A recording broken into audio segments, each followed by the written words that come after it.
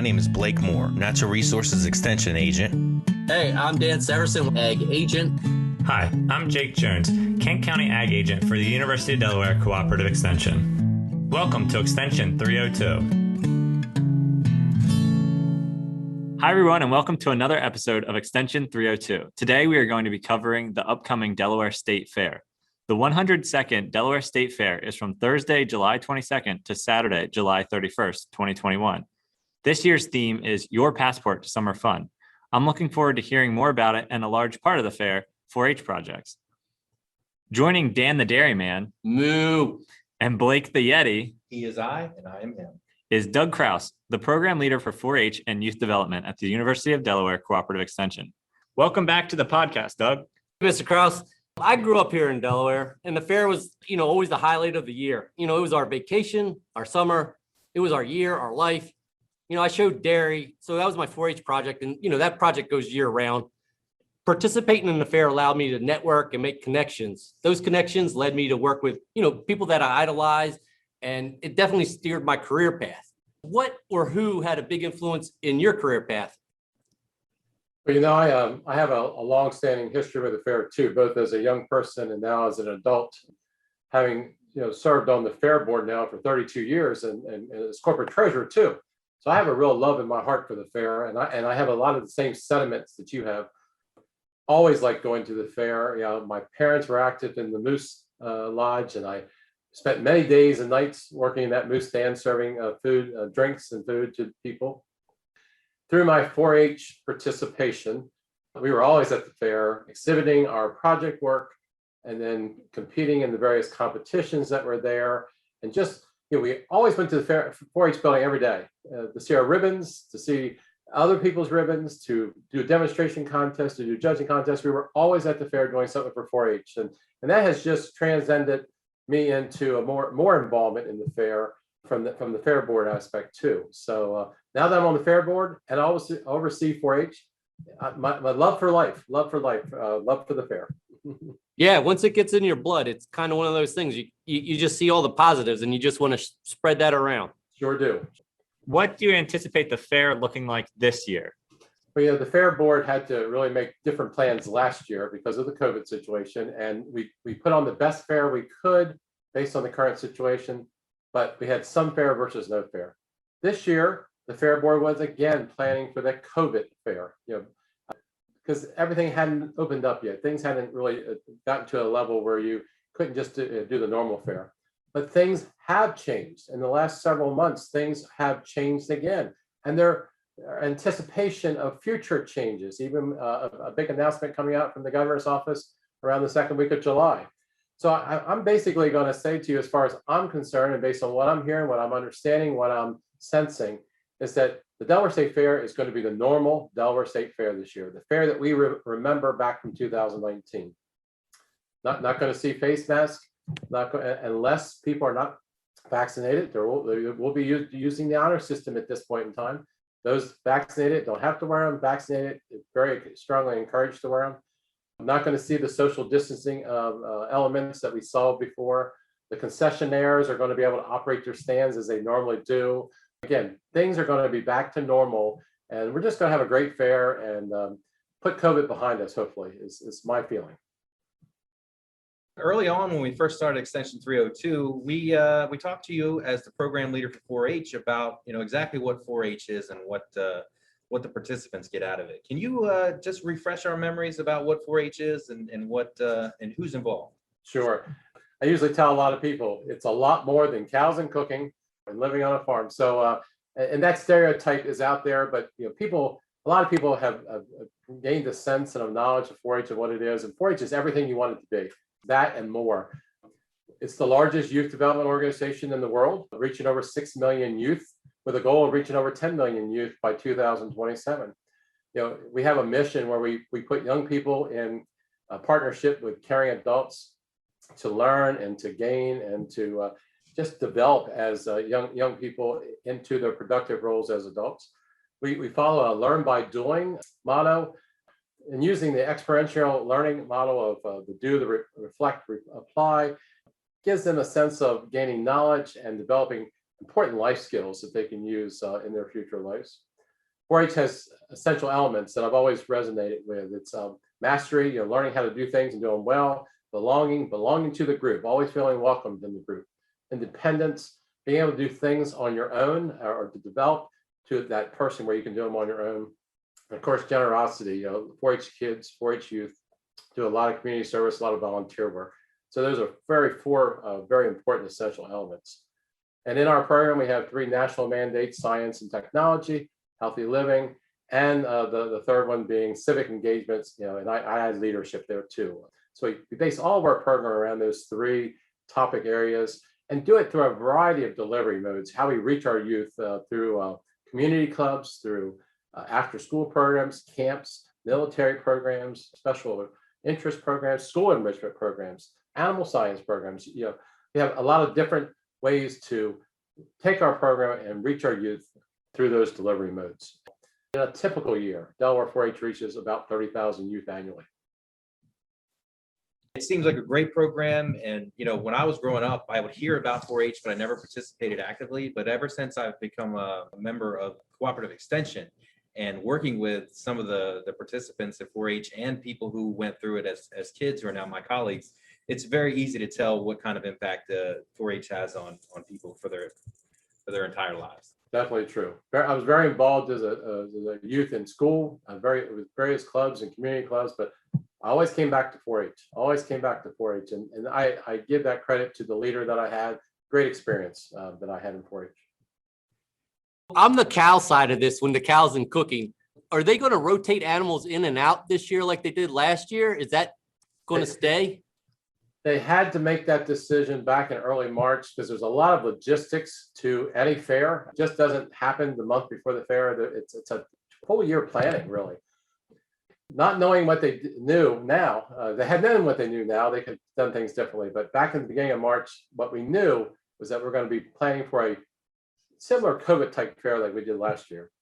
And because of that, they are going to still be following their livestock schedule that they implemented last year, where different species will come on different days and showcase and then leave the fair.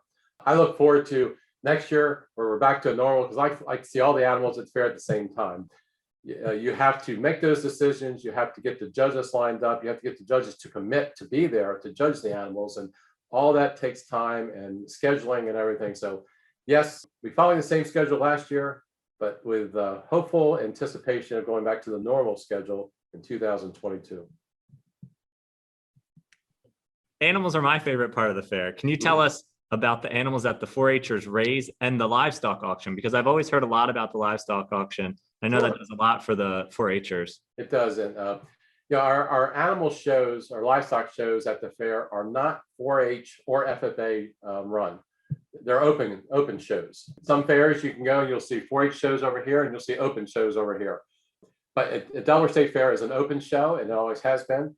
But the participants in those shows, the kids showing those animals, they're either 4-H, they're FFA kids, or they're joint membership show, which you can certainly be in our state. So we do work with our kids through the 4-H program, and FFA works with their kids as well. And that's the kids that are in the ring. So you have several species out there: the swine, the goats, the sheep, the beef. You have horses, the rabbits, the poultry, all kinds of animals across the fairgrounds. And again, many of them, the majority of them, being shown by 4-H and FFA youth. That livestock sale, it comes back to the market animals for the goats, the beef, the swine, and the sheep. Those kids have purchased those animals. They're raising them to go to market, to feed and be part of the food cycle. There's costs involved in raising those animals. There's costs involved in just purchasing the animals. So the livestock auction is a way for people in the community and businesses to come together and purchase those animals that the kids are selling. Through those funds, those youth are able to get back some of those costs and sometimes even make a profit, which that profit then goes to purchasing the next animal. Or many kids that I know have put those monies away to store for special expenses and or college expenses, and have really done well.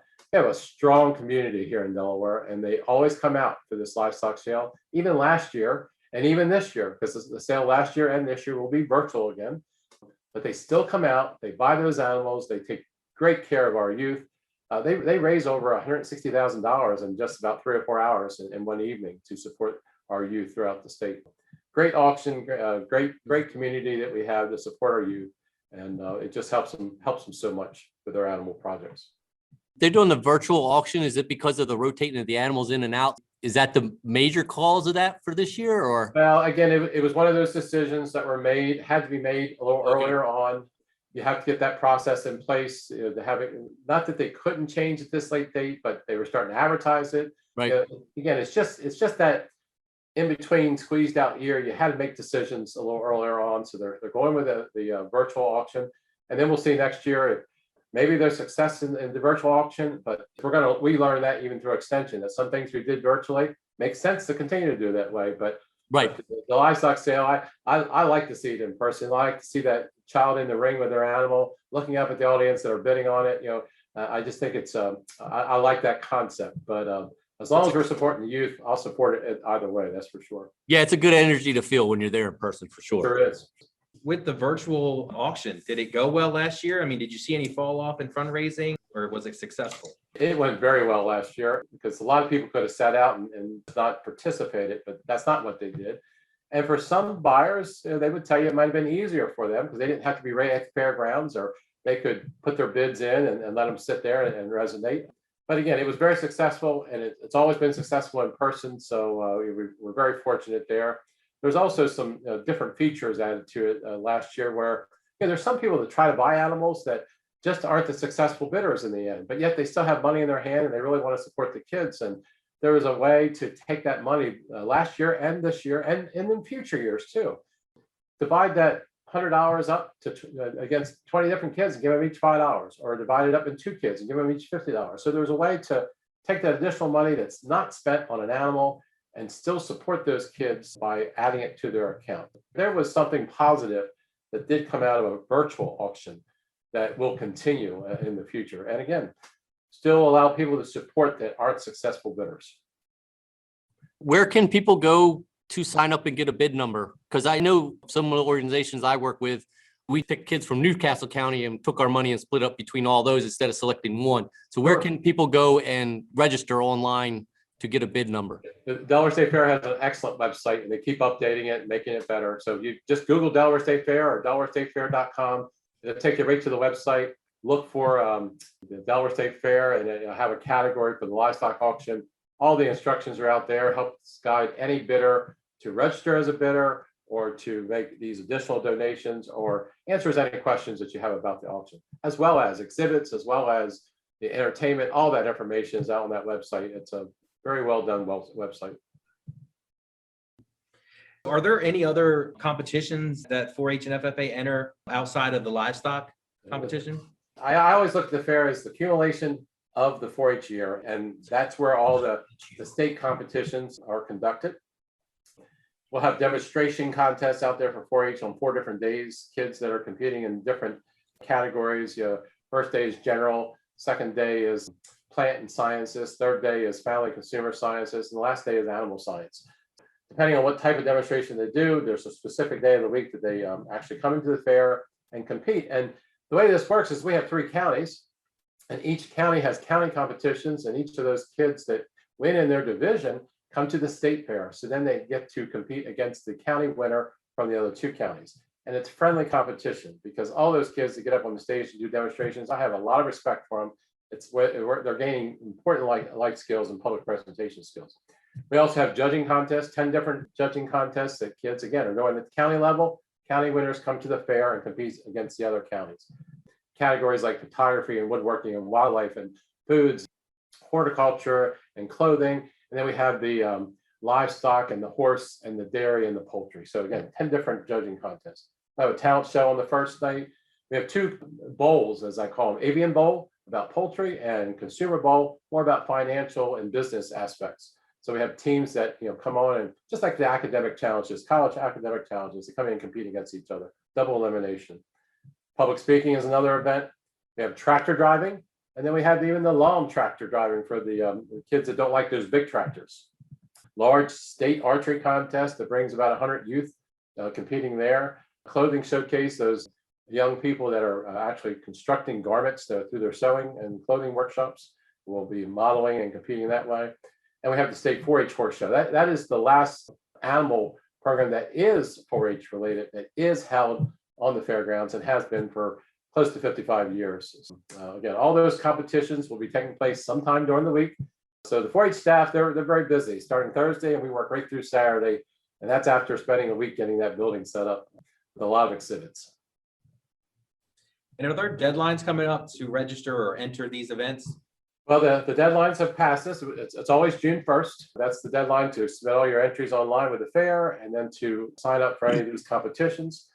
Just spent the last week looking at all of our competition listing and pulling those together, sending them up to my staff so we can get information out to the kids. And that all is happening as we speak. We'll be ready to go on the first day of the fair.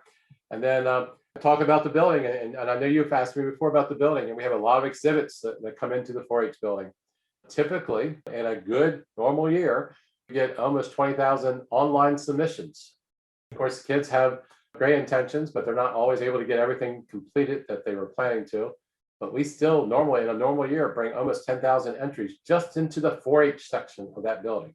We have more exhibits in that building than they do in the rest of the fairgrounds. So we're very proud of that. And if you ever come and see it, it's a great showcase of the 4-H project work that they've done. This year, because of the online submissions, we're already anticipating our entries being down almost, I would say almost by 50%. We went through many months last year of no programming at all, where clubs couldn't meet, leaders couldn't be working with the youth. And we were able to start some programming in late 2020. We definitely anticipate the decrease. And then again, we'll look forward to next year getting back to normal levels. Come to the 4-H building, see all those exhibits, see what the kids have done, what they've learned, what they're able to showcase project work there in the building. And I don't want to leave FFA out either, because we share our building with FFA. So they too on their end have their FFA exhibits, various categories that they have. But FFA is well known for small and large displays that the school kids work together as teams. And I just go down and I marvel at the displays that those groups put together. They design them, they lay them out, and then they come and they spend several days putting some of those big displays together. So it's really a showcase of that type of work too to come down and see.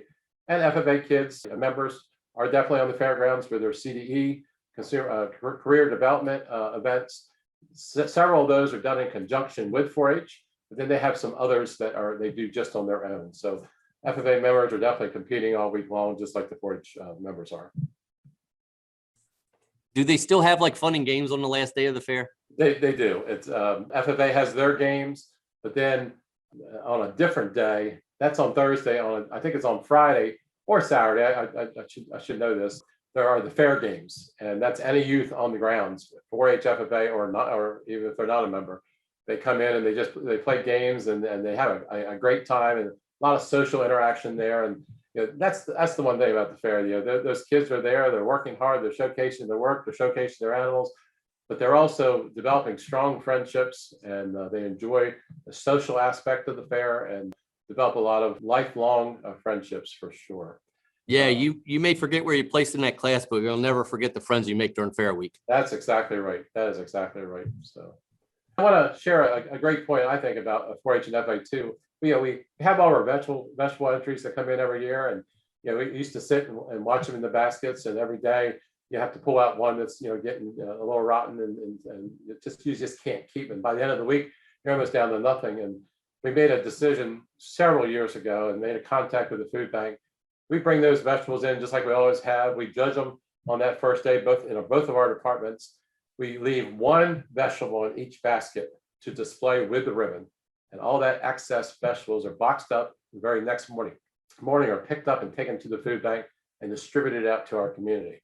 So talk about involving two good purposes: youth being able to showcase what they did, then taking that and not wasting it and sharing it with the community. And we've done that for several years. I always look forward to that Friday morning when food bank pulls up and our 4-H and FFA kids are loading those excess vegetables on that truck so they can be used by people in our community. Do you do that with the baked goods as well? We used to. And then for health reasons, we decided that maybe that wasn't the best thing to do. But again, I hated to see the waste. Yeah. But we did try that, and then we, again, in looking at that a little bit more closely, we decided that maybe wasn't the best option for us to do. That is a great idea, though, about the vegetables, donating them, though. Yes, So, yes. Doug, thank you very much. I think we did a good job hearing about what actually these kids that I see running around the fair, dragging their cows and goats around are doing. I'm excited to understand it more, and I really appreciate it. I hope to see everyone out to the state fair. And again, always a pleasure to talk with you guys and help promote the fair and our youth. Yes, sir. Thank you. Thank you. Thanks. Thank you. So it's another great Extension 302 podcast with Doug and letting us know how the Delaware State Fair is going to be this year. It's pretty good that we're going to be able to get back to normal, as close to normal as we can get with the state fair and us be back in person. So I heard that that Dan and Jake here have been hard at work on the University of Delaware Cooperative Extension's booth in the Department of Agriculture building. Why don't you guys tell us a little bit about that? I guess I represent Newcastle County Extension, and Jake represents Kent County Extension, and University of Delaware and Del State or Delaware Extension has a booth there in the DDA building. Yeah, a partnership type booth where we're both going to have different staff manning it throughout the fair. We're going to have a few giveaways. I think a gift basket raffle. Yeah, So you'll there have to should be a stop by QR. for that. Yep, QR code you should be able to snap in and take you to a thing to fill out for a gift basket. What's our theme? Passport for summer fun. Your passport for summer fun. Yep. It's also a good opportunity to come and talk to some of the agents and folks working in the industry. So maybe, you don't know exactly who is the area of expertise that you need. And maybe you can find that out by talking to some of us there. I know I have 2 shifts. You guys are going to do some shifts too? I might be able to put a face with a name. Would be a good idea. Yeah, I'm going to sign up for one. I need to get on it. So Yeah. So we'll be there in person this year, manning the booth. And so we encourage you to stop by and check us out. I think I will be there on Tuesday, the 26th. Is that Yeti Day? Hold on. It is Yeti Day. It is Yeti Day. Let's get it right. I'm going to double check here real quick. Yeah, so you can stop by and see me at the Delaware State Fair on Friday, the 23rd from 10 a.m. to 2 p.m. Then I'll be back there again on Tuesday, the 27th from 2 p.m. to 6 p.m. Will you be signing autographs at that time? I can if you want to. I heard that they're worth actually negative, so you would have to actually buy the autograph, and it's not priceless. Dog coin. There you go. There you go. we're going back to the fair. I don't know if you guys went. I went last year and it was a little hot wearing my mask around, but what are some of your work appropriate memories? Work appropriate memories at the fair. What happened? Dan? I will man the booth. That's my work. I grew up at the fair. I evolved at the fair. I became me at the fair. I mean, it's Delaware. That's what you did. And that's what, like I said, I met my idols. I worked with people, went to the cow industry, you know. The fair was my life for the longest time. And now with work, it still kind of is. So yeah, I have fond, great memories of the fair. Yeah, it's amazing. So my experience, especially not growing up in agriculture, you know, I grew up in town, Bridgeville, a small town. So, you know, I was friends with some farmers' kids and we drive by farms all the time, maybe stop in, but just didn't really have the understanding that I did until I went to the fair. And that's one of the things we used to love to do is go around and see all the livestock and just kind of see what's going on in Delaware. It's pretty cool stuff. And then also as a kid, you know, you want to ride the rides. You know, every time that we go to the fair, we know where the Himalaya is. And the Himalaya has been there since I can remember. And it's something I still want to ride as a big, gigantic human being that I am now. Hopefully they don't have a weight limit so I can still get on it. Dude, I remember I used to love rides until one day I watched them, like one night, actually take the rides down. And like there's one cotter pin and one bolt and somebody like me putting it together and taking it down. Yeah, I'm skipping the rides, dude. That's part of the intrigue though. I bet it is. I bet it is. Jake, you got to have something. So yeah, I was always jealous of the kids with their cows over there. Cow jealousy. Cow jealousy, yeah. Because I had cows at home, but I never competed at the fair. So it's still fun to go and watch. I usually try and watch a show or two while I'm there. Were your cows jealous that they didn't get to go? No, I don't think my cows cared, but For sure. No, it's a great place to grow up as a kid, to stop in there and kind of see what Delaware has to offer, especially around agriculture. But then, as Doug talked about, is making those connections. You know, you go there and meet your friends and walk around for the day. And it's funny, you know, I walk around now and you see the teenagers and the young kids who are walking around there and they're having the time of their lives. So it's kind of nostalgic in a way where we can look back and see how much fun we had. Yeah, I mean, I still hang out with people that I met at the fair. I mean, I'm still good friends with them. Talk to them pretty much every day. You know, Like I said, it's not the ribbon, it's the people. That's for sure. And it's good that 2021, we're going to get closer to normal. We'll be able to be out there and seeing everybody. I'm really looking forward to it, for sure. So trim up, get that haircut. I'm not getting my hair cut. I'm probably not either. What? No, my beard is grown out. It looks full and fresh, and I'm going to let that keep on going. There you go. I got told it looked pretty last night, so Hey, pretty's a good I'm word. going with it. Pretty's a good word. My wife says I have to keep it too, so There you go. she carries a little bit of weight.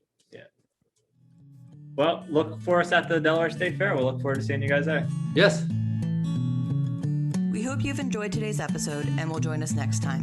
In the meantime, visit us online at udel.edu/extension, join our mailing list, and join us on Facebook, Twitter, Instagram, and YouTube at UD Extension.